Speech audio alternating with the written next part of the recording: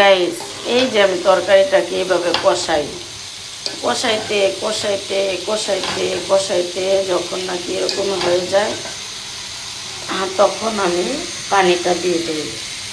তো এই যে আর একটু পানি দে তো ভাই, দিছি আর একটু দে, আর হাফ গ্লাস দিলেই হবে।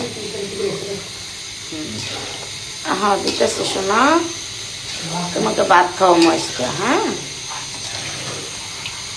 হ্যাঁ, এই যে দেখছো, এখন আমি কিন্তু কেটে কিন্তু ইয়ের মাংস, আমি বেশি পানি দিব না, জাস্ট এই যে একটু এতটুকু দিলাম, বললাম যে আধা মুখ দেওয়ার লেগে, তারপরও দিল আর আধা মুখ দিয়ে।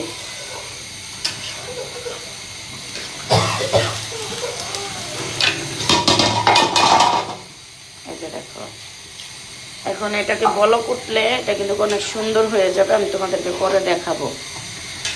এটা কিন্তু এখন অনেক সুন্দর হয়ে যাবে, মাশাআল্লাহ।